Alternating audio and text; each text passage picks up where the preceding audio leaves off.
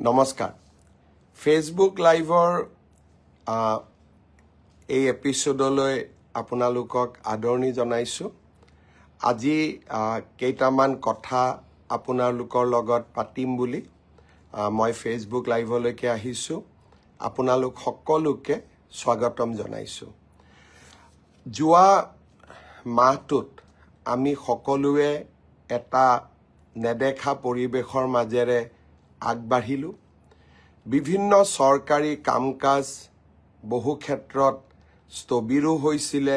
বহু ক্ষেত্ৰত পিছুৱাই গৈছিলে গতি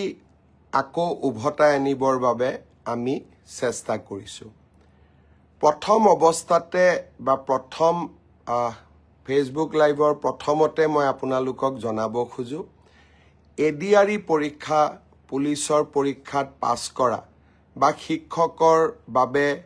উত্তীৰ্ণ হোৱা বহু যুৱক যুৱতীৰ মাজত উৎকণ্ঠা হৈ আছে যে আমি আমাৰ এপইন্টমেন্টবোৰ কেতিয়াকৈ পাম মই সকলো প্ৰশ্নৰ লাহে লাহে উত্তৰ দি যাম আপোনালোকে অনুষ্ঠানটোত মোৰ লগত থাকক অহাকালি ভাৰতৰ বিত্তমন্ত্ৰী নিৰ্মলা সীতাৰমণ গুৱাহাটীলৈ আহিব কেইদিনমান আপোনালোকে আগতে গম পাইছিল যে কৰ্ণাটকৰ এগৰাকী মন্ত্ৰী যাৰ দেউতাক নিখিল ভাৰত কংগ্ৰেছ কমিটিৰ সভাপতি প্ৰিয়ংক খাৰ্গে অসমৰ ওপৰত এটা অদ্ভুত মন্তব্য দিছিলে যে অসমত স্কিল আৰু টেলেন্টেড মেন পাৱাৰ নাই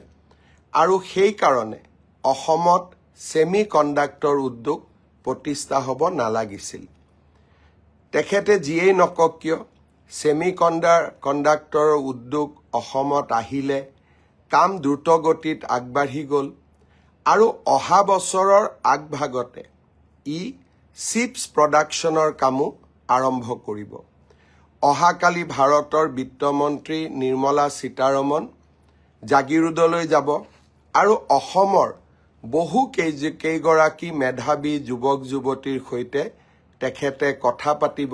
সেমি কণ্ডাক্টৰ উদ্যোগ পৰ্যবেক্ষণ কৰিব আমি এটা মেছেজ পঠাব খুজিছো যে অসমত টেলেন্টেড যুৱক যুৱতীৰ কোনো অভাৱ নাই মাত্ৰ সুযোগৰ অভাৱ আছিল যেতিয়া সুযোগ আমাৰ সন্মুখলৈ আহিব সম্ভাৱনাও আহিব আৰু আমাৰ যুৱক যুৱতীয়ে আকাশ চুবও পাৰিব মই নিশ্চিতভাৱে বিশ্বাস কৰো সেমি কণ্ডাক্টৰ ইণ্ডাষ্ট্ৰি আৰম্ভণি মই চেষ্টা কৰি আছো আপোনালোকক আৰু এটা ভাল খবৰ দিয়াৰ বাবে মই নিশ্চিত যে আমি আৰু নতুন উদ্যোগ অসমলৈ আহিম মল্লিকাৰ্জুন খাৰ্গে হওক প্ৰিয়ংক খাৰ্গে হওক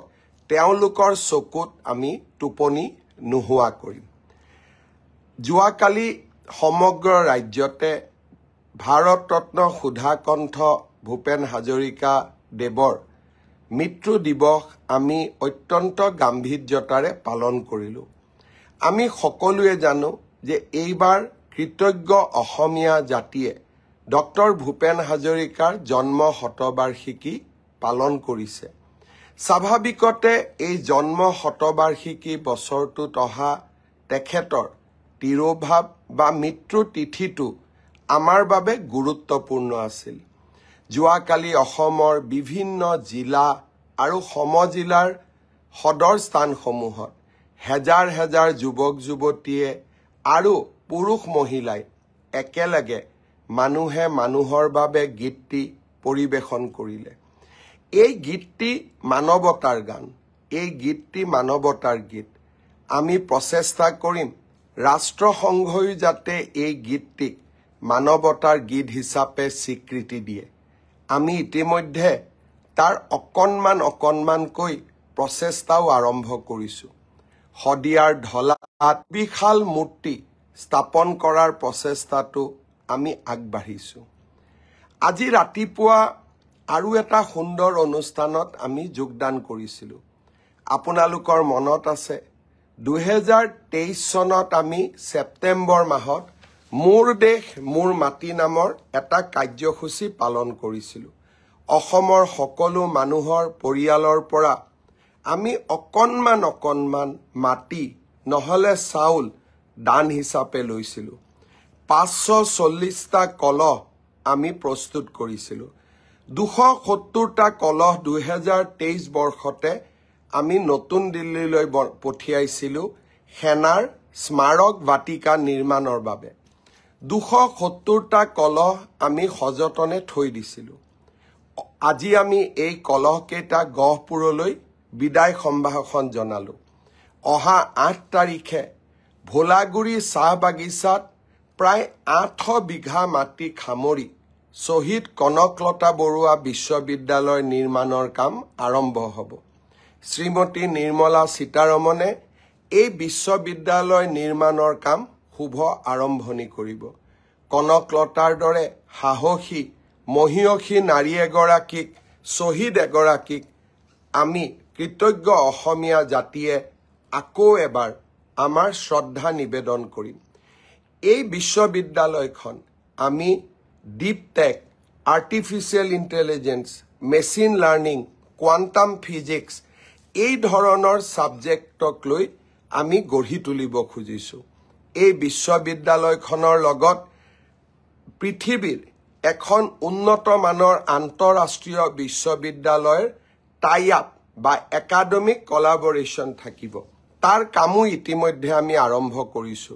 ডিব্ৰুগড় আৰু গুৱাহাটী বিশ্ববিদ্যালয় প্ৰতিষ্ঠাৰ পিছত কনকলতা বৰুৱা ৰাজ্যিক বিশ্ববিদ্যালয় অসমৰ বিদ্যায়তনিক যুগৰ এটা মাইলৰ খুঁটাত পৰিণত হ'ব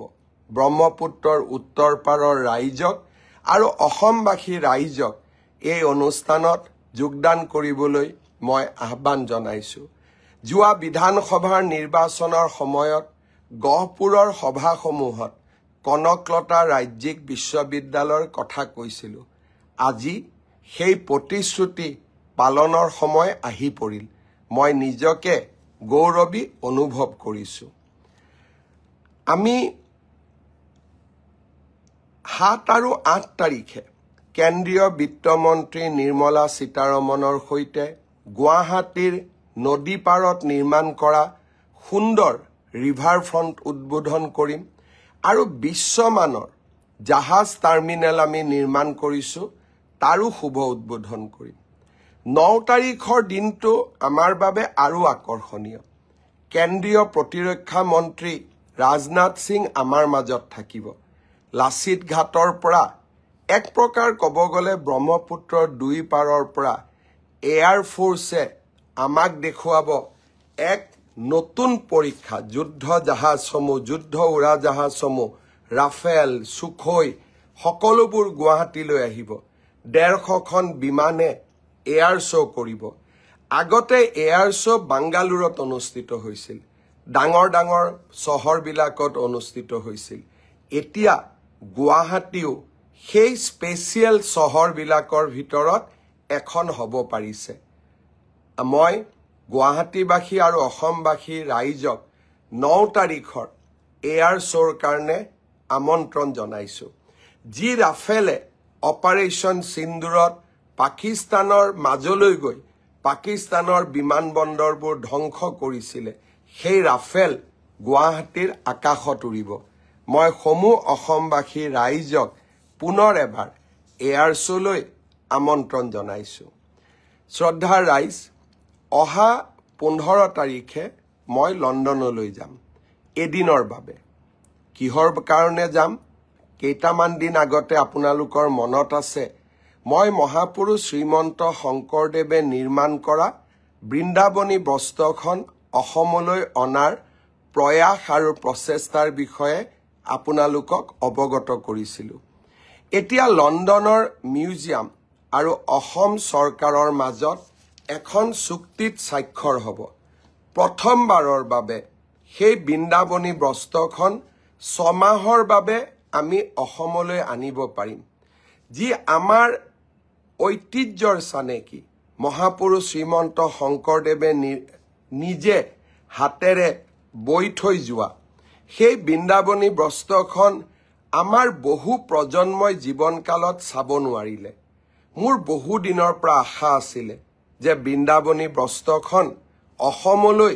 এদিনৰ কাৰণে হলেও আনিব লাগিব আজি সেই প্ৰচেষ্টাত লাহে লাহে আমি সফল হ'ব ধৰিছোঁ। লণ্ডনলৈ গৈ মই লণ্ডনৰ মিউজিয়ামৰ লগত আলোচনা কৰিম কাপোৰখন অসমত ৰাখিবৰ বাবে কেনেধৰণৰ আমি মিউজিয়াম বনাব লাগিব, কেতিয়া কাপোৰখন বা বস্ত্ৰখন, বৃন্দাবনী বস্ত্ৰখন যি আমাৰ বাবে আধ্যাত্মিক সাধনাৰ প্ৰতীক, তাক আমি কেনেকৈ অসমলৈ আনিব পাৰিম, কেনেকৈ ৰাখিব লাগিব, সেই গোটেই বিষয়বোৰ আলোচনা কৰিম। 16-17 তাৰিখে মই লণ্ডনত থাকিম, এই গোটেই কথাবোৰ আলোচনা কৰিম আৰু 18 তাৰিখে ৰাতিপুৱাই অসমলৈ উভতি আহিম। বৃন্দাবনী বস্ত্ৰও অসমৰ ঐতিহ্যৰ সফুৰাৰ এক অন্যতম অংশ। আপোনালোকৰ মনত থাকিব, আমাৰ চৰকাৰৰ দিনত প্ৰতিগৰাকী অসমৰ প্ৰবাদ প্ৰতিম পুৰুষক আমি বিশ্ব মঞ্চলৈ লৈ যোৱাৰ চেষ্টা কৰিছোঁ। আমাৰ সম্পদসমূহক নতুন প্ৰজন্মৰ মাজত চিনাকি কৰি দিয়াৰ প্ৰচেষ্টা কৰিছোঁ। লাচিত বৰফুকন, লোকপ্ৰিয় গোপীনাথ বৰদলৈ, কনকলতা বৰুৱা, চৰাইদেউৰ মৈদাম, অসমীয়া ভাষালৈ ধ্ৰুপদী ভাষাৰ স্বীকৃতি, ডক্টৰ ভূপেন হাজৰিকাৰ জন্ম শতবাৰ্ষিকী আৰু এতিয়া বৃন্দাবনী বস্ত্ৰ। অসমৰ ঐতিহ্যৰ উত্থানৰ আমি এক অভূতপূৰ্ব প্ৰচেষ্টাত নিজকে জড়িত কৰাইছোঁ। ঐতিহ্যৰ কথা মনলৈ আহিলে অসম আন্দোলনো অসমৰ ইতিহাসৰ এক গুৰুত্বপূৰ্ণ অধ্যায়। অহা 10 ডিচেম্বৰ তাৰিখে প্ৰথমবাৰৰ বাবে অসম চৰকাৰে আনুষ্ঠানিকভাৱে নিৰ্মাণ কৰা সুবিশাল শ্বহীদ স্মাৰক আমি গুৱাহাটীত উদ্বোধন কৰিম আৰু এই শ্বহীদ স্মাৰকৰ উদ্বোধনৰ দিনাখনেই 9 ডিচেম্বৰত আমি অসমবাসী ৰাইজক আহ্বান জনাম, ঘৰত একোটাকৈ চাকি জ্বলাই শ্বহীদ পৰিয়ালসকলক নমন কৰা আৰু 10 তাৰিখে সমগ্ৰ ৰাজ্যতে আমি গুৱাহাটীত আমাৰ স্মাৰক উদ্বোধন কৰিম আৰু সমগ্ৰ ৰাজ্যতে শ্বহীদ প্ৰণামো তোমাক এই গীতেৰে অমৰ শ্বহীদসকললৈ আমি শ্ৰদ্ধা নিবেদন কৰিম। শ্ৰদ্ধাৰ ৰাইজ, যোৱা 2 দিন আগতে মই প্ৰধানমন্ত্ৰী নৰেন্দ্ৰ মোদী ডাঙৰীয়াক সাক্ষাৎ কৰিছিলোঁ। মোদী ডাঙৰীয়াক 2টা বিশেষ অনুষ্ঠানৰ বাবে অসমলৈ আহিবলৈ মই আমন্ত্ৰণ জনাইছোঁ। গুৱাহাটী বিমানবন্দৰৰ নতুন টাৰ্মিনেলটো এতিয়া উদ্বোধনৰ বাবে সাজু হৈ উঠিছে। প্ৰায় 3000 কোটি টকাৰে নিৰ্মাণ কৰা এই টাৰ্মিনেল বিল্ডিংটো ভাৰতৰ ভিতৰতে ধুনীয়া আৰু সৰ্বাংগ সুন্দৰ এটা টাৰ্মিনেলত পৰিণত হৈছে আৰু এই টাৰ্মিনেল বিল্ডিঙৰ লগতে লোকপ্ৰিয় গোপীনাথ বৰদলৈৰ সুবিশাল প্ৰতিমূৰ্তি এটাও থাকিব। তাৰ লগতে সিদিনাখনে নামৰূপত আমি আৰম্ভ কৰিব খোজা ফাৰ্টিলাইজাৰ প্ৰজেক্টটোৰো প্ৰধানমন্ত্ৰী মোদী ডাঙৰীয়াক আধাৰশিলা স্থাপন কৰিবলৈ মই আমন্ত্ৰণ জনাইছোঁ। প্ৰায় 12,000 কোটি টকাৰে আমি সেই সাৰ কাৰখানা নিৰ্মাণ কৰিম। 12 লাখ মেট্ৰিক টন ইউৰিয়া তাৰ পৰা উৎপাদন হ'ব। উত্তৰ পূব ভাৰতত ইউৰিয়াৰ অভাৱ দূৰ হ'ব আৰু মেনুফেকচাৰিঙৰ ক্ষেত্ৰত আমি বহু দূৰ আগুৱাই যাম। নুমলীগড় ৰিফাইনেৰী, আমাৰ ইথানেলৰ বায়' ইথানেল কোম্পানী, জাগিৰোডৰ আমাৰ ছেমি কণ্ডাক্টৰ প্ৰকল্প, বিলাচীপাৰাত থাৰ্মেল পাৱাৰ ষ্টেচন 3200 মেগাৱাটৰ আৰু নামৰূপত সাৰ কাৰখানা। লাহে লাহে অসম এখন ঔদ্যোগিক ৰাজ্যলৈ ৰূপান্তৰ হোৱাৰ পথত আগবাঢ়িছে। অভূতপূৰ্ব নিয়োগৰ এখন নতুন ক্ষেত্ৰ খোল খাব। অসম বিকাশৰ গতিৰে নতুন যুগলৈ আগবাঢ়িব। শ্ৰদ্ধাৰ ৰাইজ, এই ডাঙৰ ডাঙৰ আঁচনিবিলাকৰ লগতে আমি সৰু সুৰা কামবিলাকো কৰি থাকোঁ। সৰু সুৰা মানে সৰু সুৰা নহয়, মানুহৰ জীৱনত প্ৰভাৱ পেলাব পৰা কাম, বিশেষকৈ দৰিদ্ৰ আৰু মধ্যবিত্ত সমাজখনলৈ সকাহ দিয়াৰ কাম। বহুদিনৰ পৰা মই দুটা ঘোষণা কৰিছিলো এটা হৈছে যিসকলে 2025 চনত ডিগ্ৰী বা স্নাতক পৰীক্ষা পাছ কৰিছে তেওঁলোকে যাতে ভৱিষ্যত জীৱনৰ প্ৰতি বাবে সাজু হ'ব পাৰে অন্তত এটা বছৰৰ বাবে আমি তেওঁলোকক মাহেলি 2500 টকাৰ এটা সৰু প্ৰেৰণামূলক ভাত্তা আগবঢ়াম ইয়াৰ কাৰণ কি ডিগ্ৰী পাছ কৰাৰ পিছত দেউতা মাক টকা খুজিবৰ বাবে আমি ভাল নাপাওঁ কিন্তু লগে লগে চাকৰি এটাও নাপাওঁ এটা বছৰ নিজক প্ৰস্তুত কৰিবৰ বাবে লাগে এই নতুন আঁচনিখন আমি যোৱা 1 তাৰিখে আৰম্ভ কৰিছো পোৰ্টেল খোলা আছে 2025 চনত স্নাতক ডিগ্ৰী উত্তীৰ্ণ হোৱা অসমৰ গভৰ্ণমেণ্ট বিশ্ববিদ্যালয়ৰ পৰা স্নাতক ডিগ্ৰীত উত্তীৰ্ণ হোৱা সকলো যুৱক যুৱতীয়ে মুখ্যমন্ত্ৰীৰ জীৱন প্ৰেৰণা আঁচনিখনৰ বাবে আবেদন জনাব পাৰে মই আমাৰ যুৱক যুৱতীসকলক এই আঁচনিখনত আবেদন জনাবৰ বাবে আহ্বান জনাম শ্ৰদ্ধাৰ ৰাইজ বহুদিনৰ পৰা আলোচনা কৰি আছিলো যে নৰেন্দ্ৰ মোদী ডাঙৰীয়াই আমাক বিনামূলীয়া চাউল দিয়ে আমি অৰুণোদয় আঁচনি দিওঁ আৰু মোদী ডাঙৰীয়াই আমাক বছৰত 5 লাখ টকালৈকে বিনামূলীয়া চিকিৎসা গ্ৰহণৰ সুবিধা দিয়ে ইয়াৰ লগতে মই ঘোষণা কৰিছিলো যে সুলভ মূল্যত আমি অসমৰ ৰাইজক দালি নিমখ আৰু চেনিও ৰেচন কাৰ্ডৰ জৰিয়তে আগবঢ়াম বৰ্তমান এই তিনিওটা সামগ্ৰী দালি 1 কেজি নিমখ 1 কেজি চেনি 1 কেজি অহা 10 তাৰিখৰ পৰা আমি সৰ্বমুঠ 117 টকাত ৰাইজৰ বাবে আগবঢ়াই দিম কিন্তু 1 জানুৱাৰীৰ পৰা মাত্ৰ 100 টকাতে আমি ৰাইজক 1 কেজি চেনি 1 কেজি দালি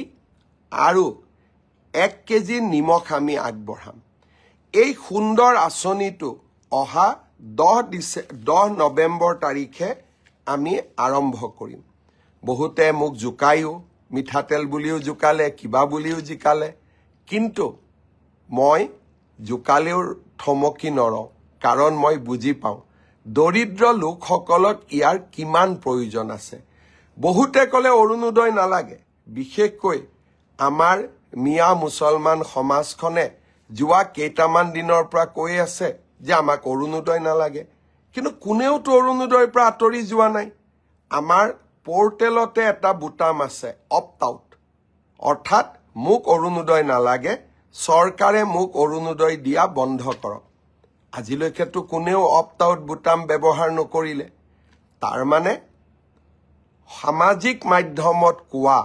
আৰু আচলতে কৰাৰ মাজত বহুত পাৰ্থক্য আছে আজি অৰুণোদয়ে অসমৰ মহিলা সমাজক স্বাধীনতা দিছে অসমীয়া মহিলা সমাজক এক সন্মান দিছে ই সাহায্য নহয় ই অসমৰ মহিলা সমাজৰ প্ৰতি আগবঢ়োৱা আমাৰ সন্মান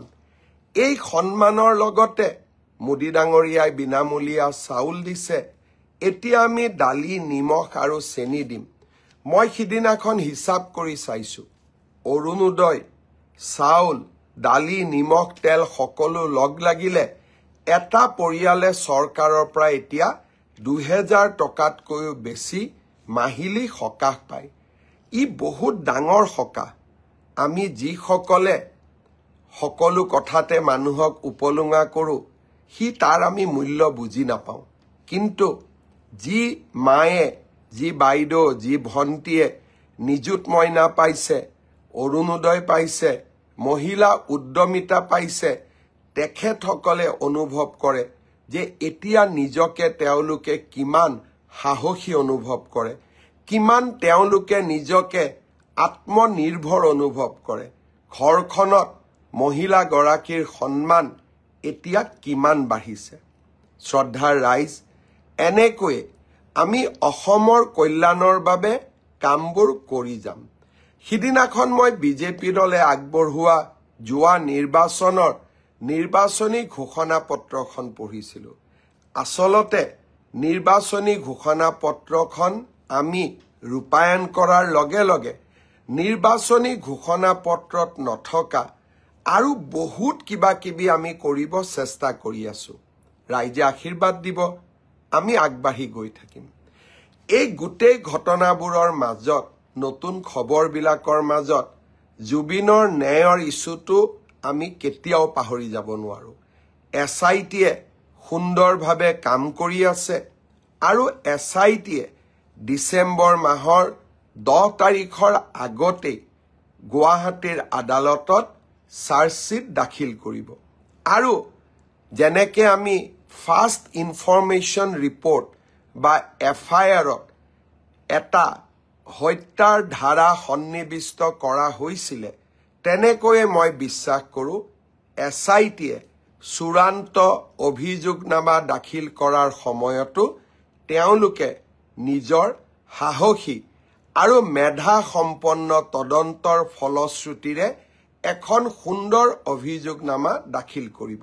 আৰু মই বিশ্বাস কৰোঁ যে অসম পুলিচে এই কাম কৰিব পাৰিব। কেইজনমান মানুহে যিদিনাখনৰ পৰা আমি কৈছোঁ যে আমি হত্যাৰ অভিযোগনামা দিম, তেওঁলোকে বাৰে বাৰে মোক প্ৰশ্ন কৰি আছে, মুখ্যমন্ত্ৰীয়ে কেনেকৈ জানিলে, মুখ্যমন্ত্ৰীয়ে ক'ৰ পৰা জানিলে। অকণমান আপোনালোকে সময় উলিয়াওকচোন। অসম আৰক্ষীয়ে যিখন FIR দিছে আদালতত, সেই FIRখনতে প্ৰথম দিনাখনতেই হত্যাৰ ধাৰা আমি সন্নিৱিষ্ট কৰিছোঁ। আপোনালোকেতো এইবিলাক নাচায়। জুডিচিয়েল কমিশ্যন হ'ল, ছ'চিয়েল মিডিয়াত কিমান থিয়ৰী দিলে। অমুকে ফেশ্বন শ্বুত অংশগ্ৰহণ কৰিছিলে, ৰাজ্য চৰকাৰে এনেকৈ সহায় কৰিছিলে, তেনেকৈ কৰিছিলে। এতিয়াতো জুডিচিয়েল কমিশ্যনত অভিযোগনামা দাখিল কৰিব পাৰে। যিসকলে ফেচবুক, ইনষ্টাগ্ৰামত ইমান দিনে দপদপাই আছিলে, তেওঁলোকে এতিয়া অন এফিডেভিট শপতনামাৰ জৰিয়তে জুডিচিয়েল কমিশ্যনত এই কথাবোৰ নকয় কিয়? ই জুবিনৰ প্ৰতি শ্ৰদ্ধাঞ্জলি আছিলে নে অসমক নেপাল বনোৱাৰ ষড়যন্ত্ৰ আছিলে? মই ভাবোঁ SITয়ে যিদিনাখনে অভিযোগনামা দাখিল কৰিব, তাৰ পিছত সেইসকলক মই প্ৰশ্ন কৰিম যে জুবিনৰ প্ৰতি আপোনালোকে শ্ৰদ্ধাঞ্জলি জনাব বিচাৰিছিলে নে দৰাচলতে অসমখনক নেপাল বনোৱাৰ ষড়যন্ত্ৰ কৰিছিলে? এটা কথা লগত কৈ থওঁ, যিদিনাখনলৈকে মই অসমৰ মুখ্যমন্ত্ৰী হৈ আছো, কোনেও অসমক নেপাল বনাব নোৱাৰে। অসম অসম হৈয়ে থাকিব। শ্ৰদ্ধাৰ ৰাইজ, এতিয়া মই নিয়োগলৈকে আহোঁ। যুৱক যুৱতীসকলে অপেক্ষা কৰি আছে। মই এটা এটাকৈ কৈ যাম। সকলো যুৱক যুৱতীয়ে, নিৰ্বাচিত যুৱক যুৱতীসকলে মনোযোগেৰে শুনিব। অহা 6 তাৰিখে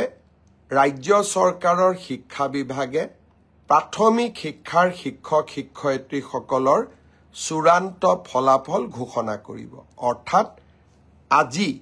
এই ঘোষণা কৰাৰ প্ৰক্ৰিয়া সমাপ্ত হ'ব। 9 তাৰিখে, আকৌ এবাৰ মই কৈছোঁ যে 9 তাৰিখে আমি প্ৰাথমিক বিদ্যালয়ৰ শিক্ষক শিক্ষয়িত্ৰীসকলক নিয়োগ পত্ৰ প্ৰদান কৰিম। তাৰ পিছতেই আমি নৱেম্বৰ মাহৰ ভিতৰতে পুলিচ কনিষ্টবলসকলক নিযুক্তি দিয়াৰ ব্যৱস্থা কৰিম। পুলিচ কনিষ্টবলসকলক নিযুক্তি দিয়াৰ পিছদিনাখনেই আমি অন্তত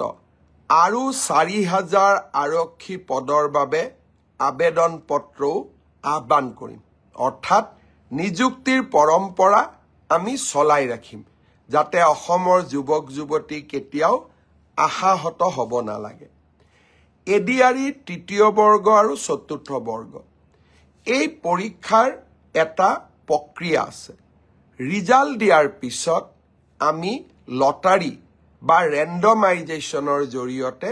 ডিপাৰ্টমেণ্টসমূহ আবণ্টন কৰিব লাগে। ডিপাৰ্টমেণ্টসমূহ আবণ্টন কৰাৰ পিছত ডাইৰেক্টৰেটবিলাক আবণ্টন কৰিব লাগিব। আৰু ডাইৰেক্টৰেটবিলাক আবণ্টন হোৱাৰ পিছত আমি তেওঁলোকক ইণ্ডিভিজুৱেল পোষ্টিং দিব লাগিব এই প্ৰক্ৰিয়াটোত 30টা দিনৰ প্ৰয়োজন হয়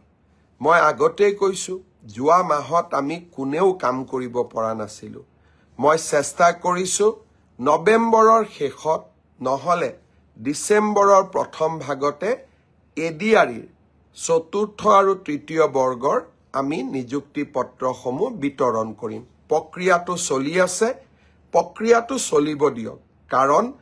এই প্ৰক্ৰিয়াটো স্বচ্ছ হোৱাৰ প্ৰয়োজনীয়তা আছে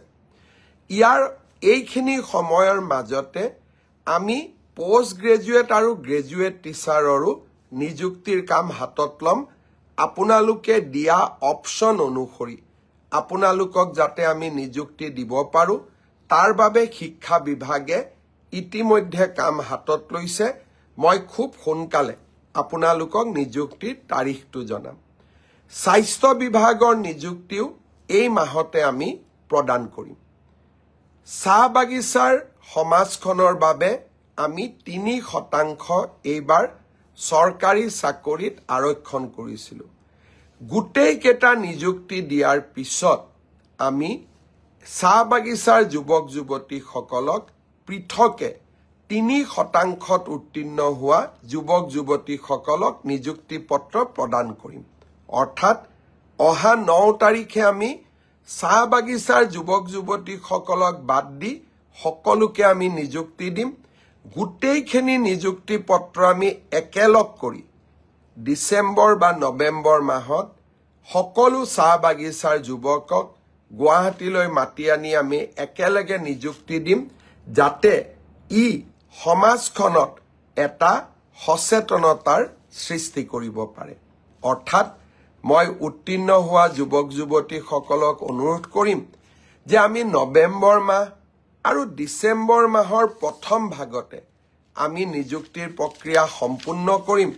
আপোনালোকে আমাক নিশ্চিতভাৱে সহযোগ কৰি যাব ইয়াৰ মাজতে অসমলৈ গৃহমন্ত্ৰী অমিত শাহ ডাঙৰীয়াও আহিব বটদ্ৰৱাত মহাপুৰুষ শ্ৰীমন্ত শংকৰদেৱৰ জন্মভূমিখন আমি অতিব সুন্দৰ কৰি আকৌ এবাৰ সজাই পৰাই তুলিছো প্ৰায় 200 কোটি টকাৰে নিৰ্মাণ কৰা এটা সুন্দৰ প্ৰকল্প গৃহমন্ত্ৰী ডাঙৰীয়াই বৰদোৱাত উদ্বোধন কৰিব গুৱাহাটীত মোৰ এটা মনৰ সৰু বহুত দিনৰ মনত লুকাই থকা সৰু কথা এটা মই ক'ব খোজো ৰামনাথ কোবিন্দ ৰাষ্ট্ৰপতি পদ ত্যাগ কৰাৰ পিছত গুৱাহাটীলৈ আহিছিল গুৱাহাটীত ডাঙৰ হল নাই সেইবাবে তেখেতৰ সভাখন আমি মেঘালয়ৰ USTM ইউনিভাৰ্চিটিত ৰাখিছিল অডিটৰিয়ামটো ডাঙৰ আছিল প্ৰায় 3000 ছাত্ৰ ছাত্ৰী ধৰিব পাৰে মোৰ মনত হিদিনাখনে মই এটা প্ৰস্তাৱ লৈছিল যে আমি আগলৈ USTMত না যাও গুৱাহাটীতে আমি এটা সুন্দৰ প্ৰেক্ষাগৃহ নিৰ্মাণ কৰিম আজি আপোনালোকক জনাবলৈ পাই মই আনন্দিত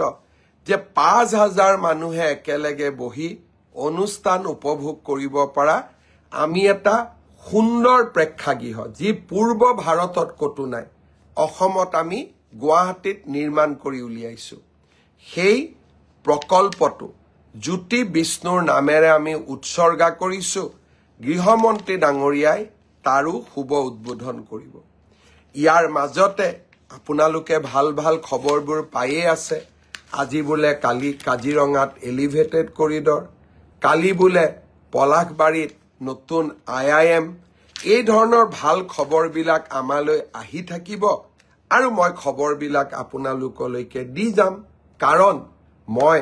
আশা ভৰা এখন অসমৰ সপোনবিলাক আপোনালোকৰ মাজত বিলাব খোজো আৰু অকল সপোনেই নহয় যেতিয়া টানেলৰ কথা কৈছিল গহপুৰ আৰু গোলাঘাটাৰ মাজত মানুহে মোক হাঁহিছিল সেমিকণ্ডাক্টৰৰ কথা কওঁতে অকল অসমে মোক হাঁহা নাছিল কৰ্ণাটকেও মোক হাঁহিছিল কাজিৰঙাৰ এলিভেটেড কৰিডৰৰ কথা কওঁতে তেতিয়াও হাঁহিছিল কিন্তু মোক কৰা উপলুঙাবিলাকে মোক অদ্ভুত সাহস দিয়ে আৰু কিবা এটা নতুন কৰি দেখুৱাবৰ বাবে মোৰ মনত সংকল্পৰ সৃষ্টি কৰে সেইবাবে মই অকল সপোনেই নেদেখুৱাওঁ, সপোনক পম খেদি সপোন বাস্তৱত ৰূপায়ণ কৰাৰ বাবে প্ৰচেষ্টাও কৰোঁ আৰু বহু পৰিমাণে অসমৰ ৰাইজৰ আশীৰ্বাদত আৰু নেদেখাজনৰ আশীৰ্বাদত সফলো হওঁ আৰু সফল হৈ থাকিম, কাৰণ আপোনালোকৰ আশীৰ্বাদ সদায় মোৰ শিৰত আছে। বহুতে ভাবিছিল উচ্ছেদ বন্ধ হৈ যাব নেকি। হিমন্ত বিশ্ব শৰ্মাৰ ওপৰত আমি ইমান দবাও আনিছোঁ, আমি তেওঁক মানসিকভাৱে ইমান ব্যতিব্যস্ত কৰি দিছোঁ, উচ্ছেদ কৰাৰ তেওঁৰ আৰু সাহস নাথাকিব। চিন্তা কৰাটো ভুল নাছিল, নেপাল বনোৱাৰ ষড়যন্ত্ৰটোও ভুল নাছিল, কিন্তু আপোনালোকক মই জনাব খুজিছোঁ যে আপোনালোকক মই সন্তুষ্ট কৰিব নোৱাৰিলোঁ। অহা 9 আৰু 10 তাৰিখে গোৱালপাৰা জিলাৰ দহিকটা বনাঞ্চলত উচ্ছেদ অভিযান আৰম্ভ হ'ব। 1000 বিঘা বনভূমি আমি উচ্ছেদ কৰিম আৰু আমি অসমবাসী ৰাইজৰ বন সম্পদ ৰক্ষাৰ যুদ্ধখন চলাই যাম। পুনৰ এবাৰ আপোনালোকক ধন্যবাদ জনালোঁ আৰু যেতিয়াই নতুন খবৰ থাকিব ফেচবুক লাইভ লৈ আপোনালোকৰ মাজত আহিম। আজি মই ফেচবুক লাইভত চাই আছোঁ, আমাৰ ৰাজ্যিক সভাপতি দিলীপ শইকীয়া ডাঙৰীয়ায়ো ফেচবুক লাইভ চাই আছে, ৰূপজ্যোতি কুৰ্মীয়ে চাই আছে, মন্ত্ৰী বিমল বৰাই চাই আছে আৰু অগণন ডেকা গাভৰু যুৱক যুৱতী সকলোকে মই ধন্যবাদ দিছোঁ। দুই এজনে মোক সুধিছে এডিআৰিৰ নতুন বিজ্ঞাপন কেতিয়া দিব। পুলিচৰ বিজ্ঞাপনৰ বিষয়ে ক'লোঁ, এডিআৰিৰ বিজ্ঞাপনৰ বিষয়েও লাহে লাহে কম। প্ৰচেষ্টা চলি থাকিব আৰু অসমৰ যুৱক যুৱতীসকলক আমি কেতিয়াও আশাহত হ'ব নিদিওঁ। সেই প্ৰতিশ্ৰুতি মই পুনৰ এবাৰ আপোনালোকলৈকে আগবঢ়ালোঁ। বহুত বহুত ধন্যবাদ। জয় হিন্দ, বন্দে মাতৰম।